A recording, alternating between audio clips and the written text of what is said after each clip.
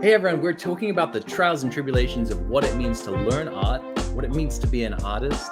My name is Justin Donaldson. I'm Grace Winstead. And I'm Rachel Dene. And this is the Paint and Pixels podcast. Hello everyone. So today we're going to talk about influence, kind of exploring our own little journeys in what has influenced our art, what has influenced us as artists. And the things that continue to influence us. So maybe we can start, are there like particular styles of art or particular instances of art that have like really inspired you on your journey? For me, definitely. I think the first time I can remember ever wanting to draw anything, it's always been sort of animation and animated movies for me. When I was a little kid, I'd watch especially Disney movies. I love that Disney style, that very Western style of animation. And that has always been a huge influence on my desire to create and sort of stylistically what I choose to create. Yeah. I love animation, but I also love, even beyond animation, that sort of that expressiveness, that extreme expressiveness that is brought about. Really, you only see it in animation because it can push beyond what we can do as like humans. So that would probably be sort of the first big influence that I can ever think on my artistic journey, and something that's Were there Hmm? were there particular Disney movies that really did it for you? When I was little, because Aladdin was a big one. I loved Jasmine's design. I just thought she was so gorgeous when I was a little kid. A lot of those 90s, like Little Mermaid, Right. 90s Renaissance kind of movies. I grew up with those. So, but I also did watch a lot of the really old, because my dad had recorded a bunch of like really old Disney movies and stuff like on a VHS tape, and I used to watch those a lot. So I remember watching Sword in the Stone, and I remember that one. I loved the little centaur girls in Fantasia. I thought they were so cute. So I kind of just grew up watching sort of the Disney animated library back from way back in the day, all the way to those like 90s movies that a lot of us grew up with. And those were probably the first thing for me that was like, oh, I want to draw. I remember sitting down and we were on a car trip. It was like a road trip. And I remember drawing Jasmine. My dad had like a conversion van, and we had this little VHS player in it. And I remember we watched Aladdin. I was like, I want to draw Jasmine. And I was little. I probably looked like crap, but one of my first sort of thing that inspired me to start wanting to make art. Yeah, I love that. I know for me, I think there's two real big instances, and again, they're movies. Mm-hmm. The first one was, I remember I must have been in grade 1 or 2, and we had a class in the library, and there was another class in the library as well, and that other class was watching Nausicaa and the Valley of the Wind. Yeah. And which is the Miyazaki film. Mm-hmm. And up until that point, I had always thought about anime as being this like childish thing. Mm-hmm. And I was grown up pretty much as soon as I was born. And so like for me, that was a negative thing. But yeah. But I just remember like my class was doing something, but I was not, because I was just like transfixed on this screen and seeing just like the absolute beauty and weirdness of Nausicaa and the Valley of the Wind, and just being like, it just completely reshaped things for me, because I was like, man, this is really beautiful. They put like so much effort in, and it's not childish. Yeah. In any way. Well, it kind of is in this like really beautiful way. But in this just sense of like, there's no distinction between its childishness and its complete adultness. And like, for me at the time, that seemed really important, and I loved that. And then later on, I was watching Lord of the Rings, when Lord of the Rings came out, and I just remember watching like the extended features, and they had this section that was just like, it showed the production, and so in it was like some concept art. And I think that was the first time that I saw something and really realized, you know what, somebody did that. Like, somebody's job is to sit there Yeah. and draw and come up with ideas and like create these really beautiful places and really beautiful things. And for me, that was like, I think maybe the first time that I realized if somebody does that, maybe I could be that somebody who does that, who like sits down and actually just draws and paints and takes their art seriously and creates beautiful things. So for me, I think those were probably two really big influences. And in lots of ways still are. Like Yeah. they still inform my art a lot. Yeah. I think that I got into art sort of out of a necessity when I was younger, because not only were we kind of broke, but my family didn't allow TV. Yeah. And for the most part, like we didn't even have an actual TV. So every once in a while I'd go to like a babysitter's house, and usually it'd be a family, like an older family member, and they'd have like the VHS tape and like the black and white screen. So some of my fondest memories are of like The King and I, or like the what are they called, Merry Melodies cartoons, or like the really old, they're kind of problematic, honestly. But there were like there's, I think it's called Somewhere in Dreamland. I've watched that over and over and over. And so my mom, one thing, if she could find something that would keep me quiet and entertained, she did not care if I wrecked the house. She would be like, she's safe, she's entertained, she's fine. So that a lot of the time would include art. Mhm. And then even like in church, she would be like, it would be a bit of a spectacle. We were always on the very back pew, and she'd be like, here's a stack of paper, a stack of markers and pencils. And she would draw things for me and then have me finish them. Oh, right. And so I think that I started art just because I was like, this is how I have fun. This Right. is, and then at some point, I think it kind of got to where I was doing better than other people my age because I did it all the time. I was like, oh, this is something I'm good at. I should keep going. Yeah. Yeah, definitely for me that I remember feeling like it was one of the few things in my life that I had the opportunity to pursue completely on my own and kind of be able to like make progress on my own, be able to like get to a point of feeling like I could actually go from zero to mastery in some unknown crazy distant future, but like, oh, this is a thing I can do, and that I can like actually have control over in my life when nothing else really I can. Did you guys like maybe this is me, did you guys have like the how to draw books as a kid? I didn't. Yeah, I did. No, I didn't. I did. I had like a how to draw. I think I had like how to draw cats. I remember that one. I had like a how to draw dogs. I had a couple. I didn't have a ton, but I had a few. I borrowed all of them from the library. They're so useless. They are. But yes like, and no. They're fun, and it's just another, especially when you're that young, it's just another way to sort of. I mean, you do kind of. I remember they had those like the cat one had like draw a circle and draw like another circle and connect the circles and stuff, and I mean they got you drawing kind of. So for a little bitty kid, I think they're okay. I think they're great. Like I didn't have them as a kid, and I suppose my kids still don't have them, but we have lots of sessions that are like, my kids are like, I want to learn how to draw a cat. And so then you go through these like little steps, and you're only ever going to draw one kind of cat in one position.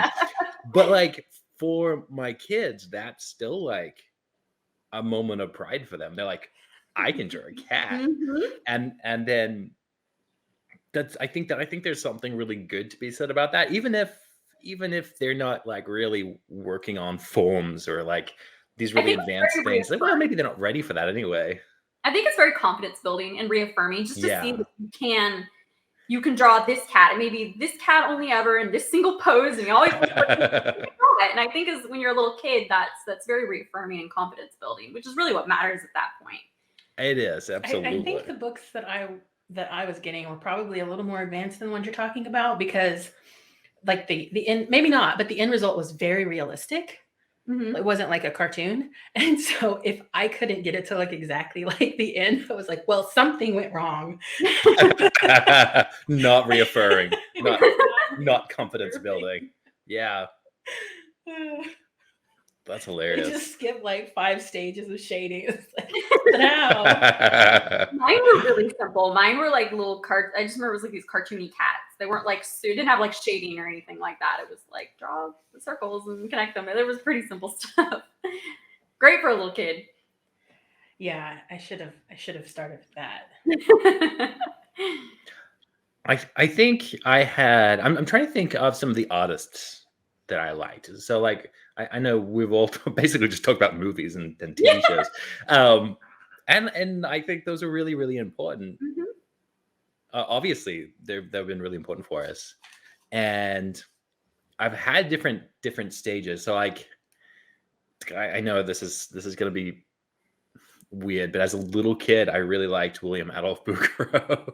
Are you serious? A little bit kid? This like 19th century French academic artist, and I just absolutely loved him, and I'd copy his paintings. That's impressive. And I'm not saying I did a good job, but I copied them. And then I had a while where I was really into the Impressionists, and I still am, but my style kind of doesn't necessarily reflect that. But I think for me, like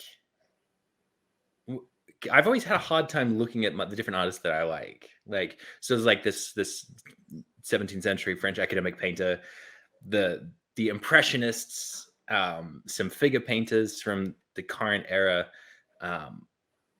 and they really like stylistically don't have very much in common at all, Yeah.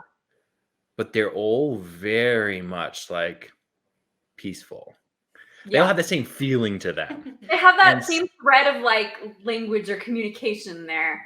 yeah, they're all kind of talking about the same thing, even if the Mhm. subject matter is different. And so I had to do a lot of work to realize that that is what like sort of pulled them all together. Even the movies, even the like Studio Ghibli and Lord of the Rings, even though Lord of the Rings is maybe a little further outside, it still has this real big focus in the movies on like giant beautiful things Mhm. and like overgrown ruins and all of the same stuff that I love everywhere. But yeah, thinking through a lot of those kind of artists, did you guys like are artists in the equation when it comes to like what has really inspired you? Yeah, for me, definitely, especially now. Growing up, I didn't have like my parents. My mom does art and stuff, but she's not like she would draw and stuff, but she's not like big into like art. And my dad is like the least artistic person you will ever meet in your entire life. He's not artistic at all. But so I didn't really have access to a lot of that sort of art or artists when I was a kid. So my biggest sort of way of seeing art was through like animation and stuff. So all that Disney Yeah. stuff. As I've gotten older, I had like a phase in my 20s where it was all like, oh, well, I need to handle realism and stuff. So like Bouguereau and stuff was a big one that I studied at the time. And more recently, where I've found myself, my biggest sort of artistic influences would be sort of this mix of like a lot of animators that I really love, like Glen Keane. Jin Kim is this amazing character designer that I just love everything he does. A lot of sort of older Disney animators like Freddie Moore, Milk Call, a lot of those guys, and this sort of mix of also a lot of these like Playboy and pinup cartoonists from like back in the day. So I really love like Doug Snide, Bill Wenzel, Jack Cole, Dan DeCarlo. He did like Betty and Veronica, like the Archie stuff. Like I was Oh yeah. yeah. So a lot of that's sort of like where I found as far as like artistic influences. Also, I love Tracy J. Butler. She does like the Lackadaisy Cats comics. I don't know if you've seen those or any No, of I her haven't. I'll have to look them up. she's phenomenal. I love everything she does. She's this like way of like making her characters extraordinarily expressive that I'm just like, oh my god, I love. So she's another one that I feel like she speaks my art language. Like I see her stuff and I'm like, she communicates the way I want to communicate. I love her stuff. So that's probably as far as like artists, my biggest sort of like when I see any of their stuff, I'm like, it just makes me want to go draw. So just like mix. What about you? Well, I can't even claim I can't say I had no exposure because I did art memory throughout like elementary school, which is a UIL activity where they give you like flashcards with famous paintings on them and you Oh, have cool. to memorize the painting, the name, the title of the painting. And I did that for years. So I knew what they looked like. I just had zero actual interest. I literally Right. did it because I was like, this is as close to art involvement as my school has. Right. So I'm going to do it. But I didn't. That sounds like a really great way to destroy Well, art. Yeah. I mean, I enjoyed the process of it. It just I didn't actually like the art. I don't know if it counts as art, but it was like anime was what Yeah. actually got me more into drawing.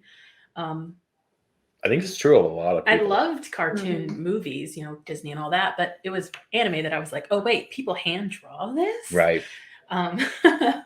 Yeah, and then I think I got into actual painting in high school, like oil painting, and that was again just because I was like, wait, I'm kind of good at this. It makes me feel better about myself. I'm just going to keep doing it. And then I found you, and I know this every single episode is going to be weird like that, but yeah, I found your art, and I was already obsessed with Ghibli, but I had never thought, oh, I could paint like this. Right. Never hadn't crossed my mind. Yeah. I didn't think it was a thing. And then I found you doing tutorials and I was like, wait a minute, I can make my own. Yes, you I can. was just like hooked. So that was it. Haven't looked back. Love it. This podcast is brought to you by my online painting courses. Now, whether you want to learn to paint landscapes in any medium, to figure out how gouache works, to work your way through form and rendering to make your paintings pop and feel lifelike, or you want to learn how to make hand-painted anime backgrounds, I have exactly what you need. My goal is to help you become a proficient and confident artist, and I'm really excited to see that happen. Now, you can find these courses in the link below, and I can't wait to share everything I know with you. But for now, let's get back to the podcast. When it comes to like influences though, it was actually computer games that I would say influenced Oh, yeah? the feeling I want in my art the most. What kind of computer games? There was a series of games called Pajama Sam. Okay, I know. It's not exactly... The truth what is the most truth, people no would matter say. what. But I am looking up Pajama Sam because I've never heard Yeah, of I'm it. very curious All about that pajamas. impressed. There is a certain feeling to the games that I absolutely loved. And like all of my favorite movies have the same feeling where it's like you're entering into this other world, but you're not entirely sure if it is another world or if it's a dream or what. It's like, anyways, in the series, I'm pretty sure in every single game he's falling asleep and having these wild dreams. And I had wild dreams as a kid. And I also read so much as a kid. Oh gosh, me too. Like I got so immersed that when someone would be like, hello, I'd be like, like, oh wait, where am I? What am I doing? And so that feeling of like, wait, I wasn't in the book. Right. I'm still in the normal world. That feeling of like waking up and you're like, oh, it was all a dream. It was all a dream of sorts. I absolutely love that. And that's what I wish I could get more of in my art and like I'm trying to put in my art. I love that. I did very little other than read when I was a kid. Yeah. I just read and read. And I love that feeling. Just that feeling when you're reading, you're like really genuinely hooked into something. That is definitely very close to the feeling of working through a painting and like creating something like that. Reading something else. So I've never been the biggest reader. I've always loved like making stuff up and like making up stories and characters and stuff. But surprisingly enough, usually I love doing like film or stuff like that. But I've never been a huge book reader. I've read some, but I'm not one of those people that's just like, I have to read all the time. So is there anything outside of the realm of art that like really inspires you? Like things that aren't actually art or the arts that inspire you? So I think for me, really my biggest driving motivator to create art is I really want to create life. I want to create that feeling that like when I make I think that's why I like to work with like a very specific cast of characters I create because I want them to feel like I'm making a living being. And when I make an image, I don't want it to sort of be like an image that just stands on its own, but that like something that it continues beyond the image. You know what I mean? Like I'm creating this Yeah. world, characters in this life. I feel like if somebody put a gun to my head and was like, you can never create your characters and your story and all that again, I think a lot of the zest I have for art would completely go away. Like Right. I can't, I'm not interested in just making like a singular image, like just a pretty image. I have to have this feeling of creating life and like moments and feeling and sort of that sort of thing, you know? I think that's why, like, for me, I don't really care so much about like the literal subject of something. I like to capture that feeling and impression and mood because to me that's life, you know? Right. So that's kind of my biggest thing. I think that's why I also love film so much because film is all about like movies, like a really well done movie. You know, it's all about creating that feeling and mood in a scene, and that's like my biggest thing. I think that's why, for instance, I end up going for like super expressive characters and like really and lighting. Those are like my two big things. Like if I could nail nothing else in the world, it would be super expressive characters because they feel so alive, and then like lighting because lighting is such a great way to like immediately set a feeling and mood in a place. And I think that's how that sort of shaped that desire to want to create life. I think that's how that's shaped sort of stylistically why I create what I create. Do you have any? Something I use to inspire my art, like on a daily basis for sketching and practicing, is I have this list that I keep in the front page of my sketchbook. And like when I switch sketchbooks, I rip it out and move it and keep adding to it. And so I've got, I don't know, probably a few hundred. I've got like a few hundred things, and they're kind of like prompts that I use. And so I'll pick a few random ones and try to combine them or whatever. Like, Are they all things that you have positive associations with? these are all things that when I see them, I get that little like thrill of like, this would be in the adventure that I want to be on. Because the like, one I just saw was house chores. there is something so romantic about like okay, think of Sophie in Howl's Moving Castle cleaning out the room. Yeah, I get and that. There's I get like that. you've got the thing in your hair and your apron on, and you're just like, It's like a particular there's a moment, certain type of romanticism. It's that beauty in the mundane kind of thing, that beauty in the small moments of life. That's the stuff that speaks to me too. I love that. Yeah, there are definitely things on here that are weird, like soup. You know, but there's a big pot of hearty soup over a fire and an iron pot. Like you can just keep going. But yeah, I love this little list, and at this point, I'm not sure there's anything left to add to it. But you're like you like combine them, right? I combine you like pull them together these different words. Yeah, and sometimes if I've like I've looked at this a million times, you know, I'll just look up one individual thing, and every single thing in the world has so many variations. You know, like if I look up eggs is on here, and that can range from anything to like a dragon egg to a bird's egg to just like an egg shell to egg. Cooking eggs, right? But then if you Google egg, you might come up with some of the weirdest things, like I don't know, shark eggs look weird, right? So it's just sort of like a starting point. But I like that it's like all of these things that they're not just random words, they're like real things that you value and that you already kind of have a web of ideas and feelings surrounding them. Yeah, they're all very like, if I see them somewhere, I'm probably gonna like them. It's hard to go wrong. With the occasion of the chores. Okay. In which case, while it might have a romantic image to it, the actual sort of production I have to get into that mindset to get my house clean though. Like I put on I'm not the French music and open the windows, and I'm like, today I am the woman who cleans. You set the mood. You set the whole mood so that you can participate in the way in which you've romanticized. I love it. That's so good. That is so good. For me, I think obviously things like going for a walk, you know, like going outside, walking the forest, finding like the perfect clump of trees or things that make me feel a certain way. There's that side of things that is not art. In a way, it's like directly related to my art. It's most often where my art comes from. Um, yeah, so it's not all that interesting. No, it is. Not everybody goes out and takes walks all the time. All the time. Every day, pretty much. Yeah. For me, a lot of times it's about like the feeling of something. Like I'll watch Yeah. a movie that makes me feel something, and it'll be like, oh, I want to capture that feeling in whatever I draw next.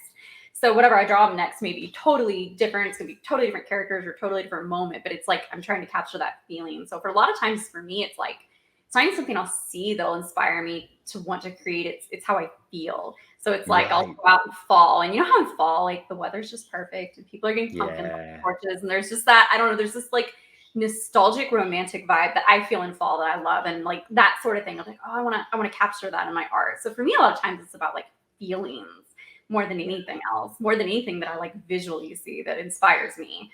Is I like to capture mood and feeling. Yeah. I remember, and this is odd, but like I remember watching Pan's Labyrinth. Oh, Have that's you such guys a good seen that? movie. Yeah. Mhm. It's a really good movie and it's really brutal. Like Yeah. I watched it, I was like, that was so amazing, and I never want to Mhm. see it again. But like but I remember coming out of that and I was like, I just need to create. And I Mhm. don't even need to create what I just saw. Yeah. Like I don't know what it is that kind of feeling, something that is so amazingly unique and full of worth and value, where it's like I don't even need to recreate that. I just need to create something like that. Like that is, I don't know, you just find these things that resonate, Mhm. but not in the I think it's weird to think of them as I don't need to recreate what I just saw, but since I saw that, now I need to create. Mhm. And just that's a really amazing feeling. Yeah, that's usually like when inspiration hits me, that's usually what it is. I'll see something and it'll make me feel a certain way, and it's like I want to create that feeling. Whatever the feeling is, I want to create that. That's a lot of times like my biggest inspiration for making art. And I love that. That's like yes, whenever anything does that, I get so excited. Because usually whatever I make next will be usually very directed and usually pretty decent. I'll be proud of it anyway. Yeah. There's even things where it's like it's not even something I saw or thought or read. Some days I just wake up. I just wake up feeling good. And Yeah, you're like, this is inspiration. Like now is time to go and create something. yeah. Hmm. And I wish there was a way to at will reproduce that. But like Bottle nope. it. That one's a lottery. Oh yeah. I have a question. Have your influences, have they or how have they changed over time? Or do you expect them to? Mine have and haven't. It's kind of weird. So, I talked about how when I was a little kid, it was like animation and cartoons and stuff that Yeah. really inspired me. But then I hit this, like, as I got older, I started feeling so much more like rote and academic about art, right? It lost a lot of like the fun magic as a kid, and I just needed to be really good. I just Yeah. needed to be able to technically make something that was good, whatever that is, which really at that time meant realistic. So then I started diving into a lot more like Bugaro and artists like that were able to create very tangible and real like feeling paintings. And those were very big influences for a while for me. And then as my artistic journey has continued, I found that I didn't actually enjoy any of that. That was almost like Right. the ego. That was like these ego influences. Like, well, if I can do that, I'm good. And if I'm good, that means that I'm good. That reflects on me, right? So as I've gotten farther along in my artistic journey, I've basically gone, well, that's dumb. And I've tossed all that aside and gone back actually to what I started out in and what I found that I really love, which is that more cartoony, expressive, simple characters. You know what I mean? That sort of thing. Yeah. So they have changed, but at the same time, I kind of went back to my roots in a way. So Yeah. I think we've all done that It's like a thing where cycle. the cycle. It Mhm. might be continuous. It might just keep Yeah. going where you like you really are connected. Like when I was a kid, I had no skill or ability to do anything. Mhm. And so it was immensely frustrating.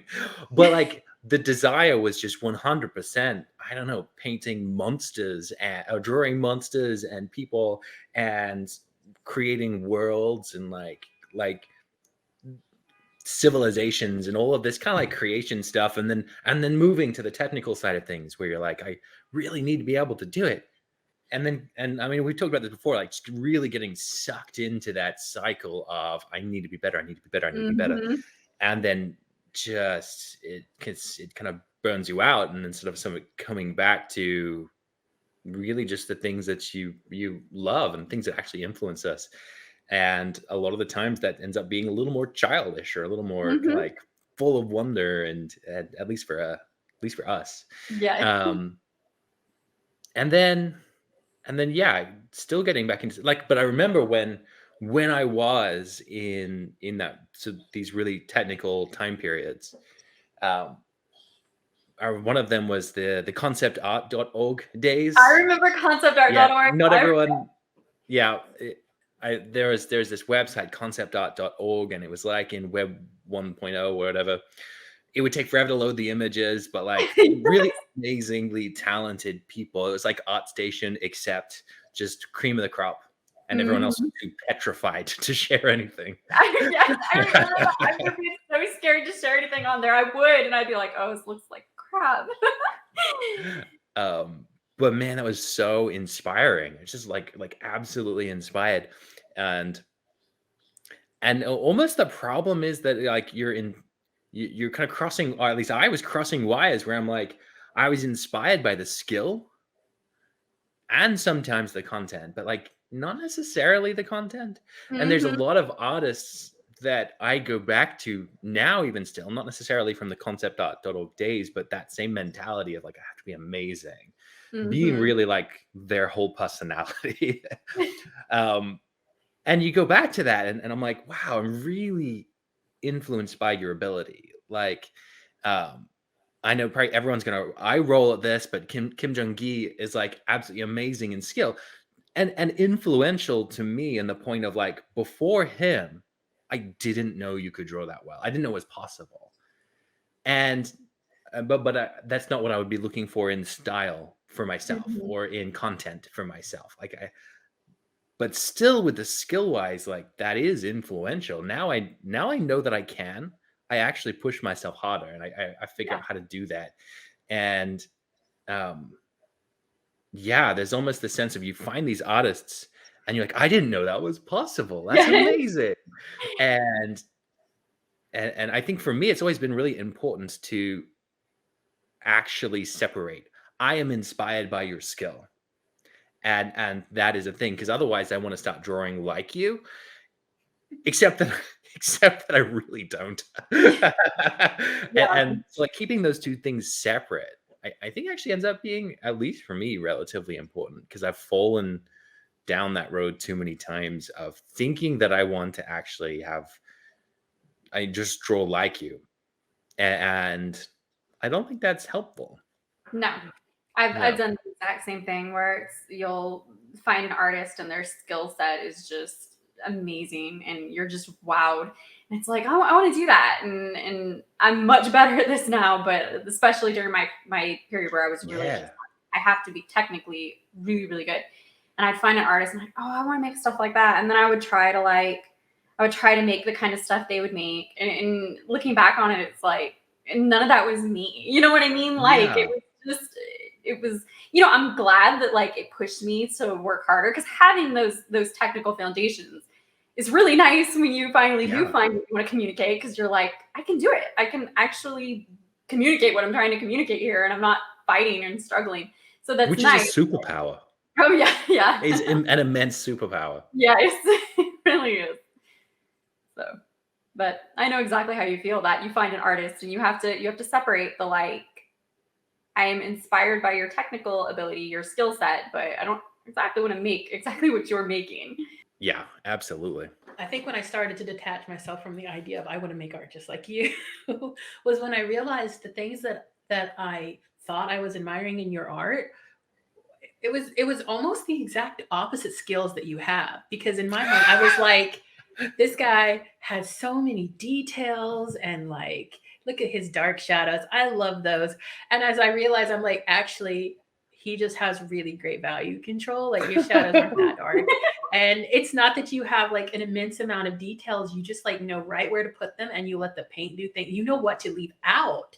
So when I was trying you were putting do extra what you details do, I in. was like, add all of the details, add all of the black, and it looked horrible. So whereas me, I'm like, yeah. here's how to pretend like Exactly. you can draw details.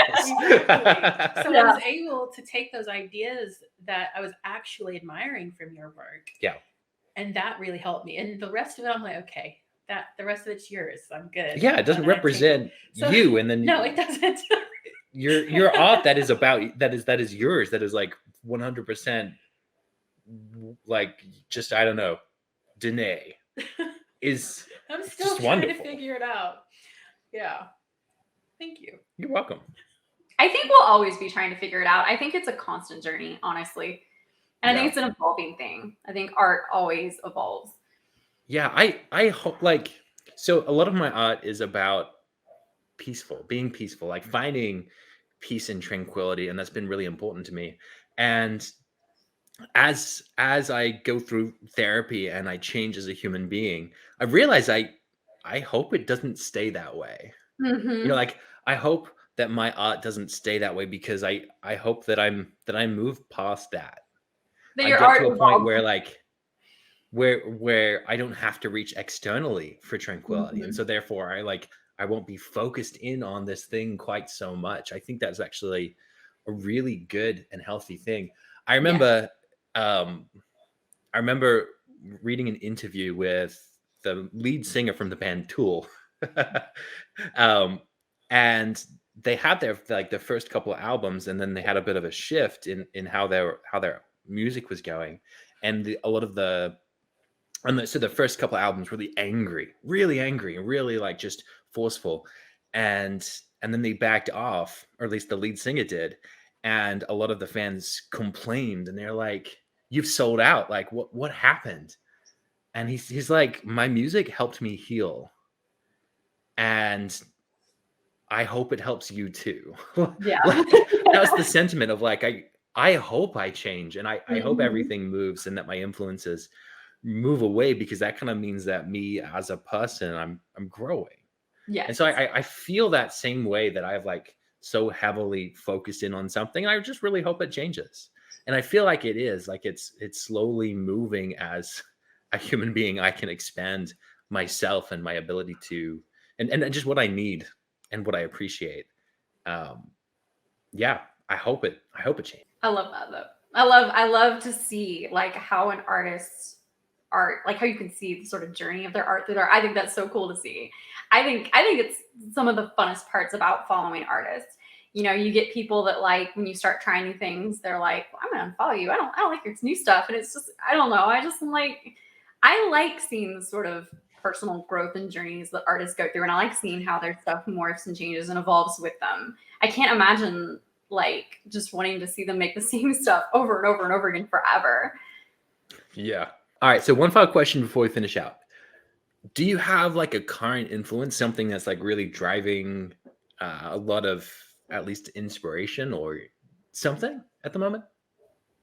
So for me, it's back to that, like, I want to feel like I am creating life. I'm currently working sort of on the production of my upcoming webcomic, and that to me is wildly inspirational. I'm so excited. The idea of creating this world with these characters that it feels like when I'm not working on them, they're still wandering around in another dimension or something. That's just so exciting and fun for me. And I could literally I could stay awake all night losing sleep working on that sort of thing. So that's at the current moment, my biggest driving inspiration and factor in making my art is to create this world and these living characters and this really fun story that I want to tell. That's really awesome. For me, it's been a little bit hotter. I've been like really busy here at the studio, pulling together the form and rendering course, and so there's kind of just been a lot of stuff going on. There hasn't been a huge amount of bandwidth, but I would say that at the moment I keep finding inspiration in this Norwegian artist called Fritz Thurlow. I think he's like some 19th century landscape painter, but he basically paints a lot of like rivers and streams, and there's so much life and energy in the stream. It's like it's really difficult to look at the way that he does this kind of like moving water that is just full of life, and then look at most other people, like, and it's not about how bad they are, it's just about how amazingly Mhm. effective his approach to painting water is. And it just feels alive. It feels like you're there, like you can feel the spray, you can smell it. I don't know, like, just for me it's very um sense driven and very full of movement and energy, and I have absolutely loved that. Lately, I've just been trying to figure out how to do more stylized characters that have stronger shape language. Yeah. And that's kind of combining with the form and rendering course. Yeah. I'm just really trying to figure out how to have like a strong, solid feeling, but like stylized shapes. Yeah. Yeah. It's been really fun to play around with that. Really, really simplified, cute little animals and stuff. Yeah. I love the little animals you did. They were so cute. Adorable. They're just like, I don't know what it is.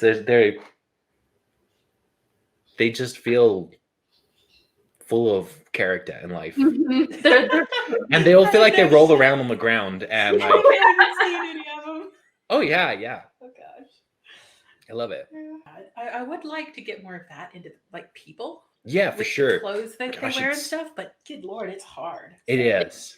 it's hard. It is. Yeah.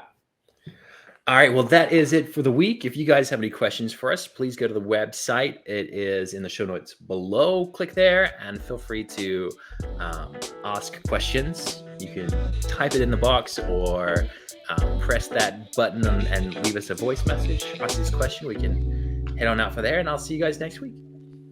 Bye. Bye.